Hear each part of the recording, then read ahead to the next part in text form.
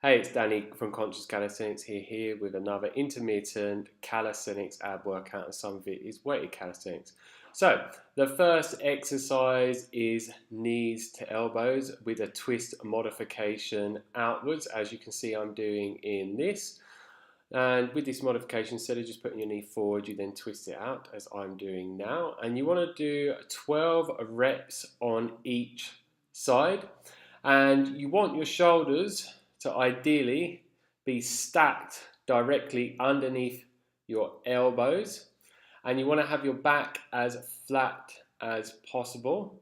And then, as you can see, bring a knee all the way up to your elbow and then twist it out. And this is a very good exercise for the obliques and overall abs as well.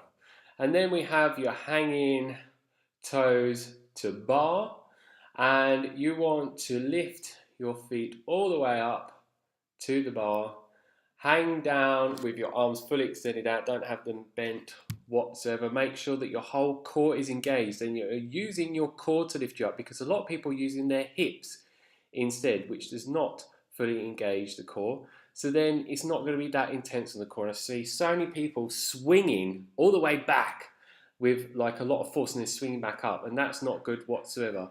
Let yourself come down slowly, come down straight so your body's completely fat, and then go back up. Now we have hip raises, and you want to do 12 reps of these. And if you're someone that's more advanced, on the negative part, which is this part now going down, you could do a dragon flag negative, which makes it a lot harder.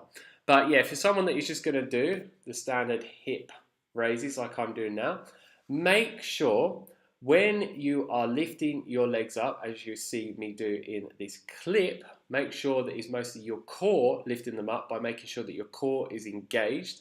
And then when you go to lift up from the hip area and at your back, that it is your abs lifting you up. Because I see a lot of time people that I've gone to train, they're not fully engaging their abs, so their abs is not doing most of the work and their hips actually are. So then they're not getting the full benefits of this ab exercise.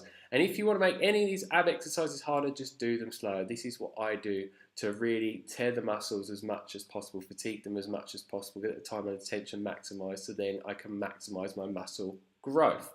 And then we have this funny calisthenics movement that I love, which is the dying cockroach exercise. And this is really good for the obliques and also all of the abdominal muscles.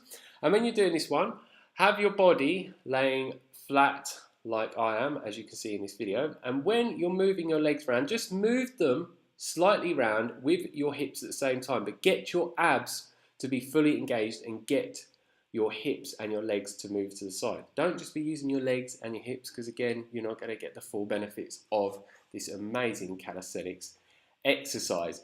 And what I'd recommend with this one is doing 2 360 circles, so 720 say, in one direction, and then come back round the other direction 360 degrees. So it's 2 full circles. And as you can see, it is quite intense to me, as my face was just demonstrating a moment ago.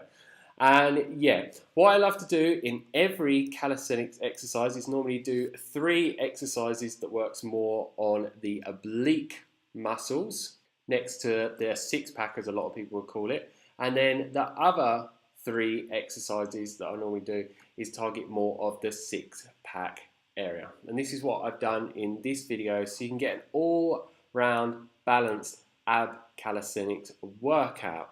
And with these exercises, you ideally want to be doing 3 rounds of each exercise. And then we are now moving on to a forward leaning plank, as I call it. But I've actually added additional weight because it's just too easy for me without the additional weight. So this is a weighted calisthenics move. You don't need to be necessarily doing it like I am. And what I say is I would prefer to be having my bum slightly raised up a bit more. But yeah, my form is not completely perfect in this. But yeah, just remember to try and keep your back as flat as possible. But it's a lot harder to do it when you're doing this forward leaning plank. So what you do is you get in a standard plank position, and then you'd lean forward with your shoulders. So as you can see, I have a slight angle in my arms. With a standard plank, you would have your shoulders directly underneath your elbows, so it would be completely straight. And what I'd recommend is trying to do this for a minimum of 60 seconds, and make sure that your bum, your glutes, your legs, your core, everything is pretty much fully engaged to get the full benefits of this exercise. And this modified plank targets more of the lower ab, which is one of the hardest ab muscles to actually develop. And now I'm doing weighted crunches, so you'd lie down on the floor like I am with your knees bent up, your feet on the floor.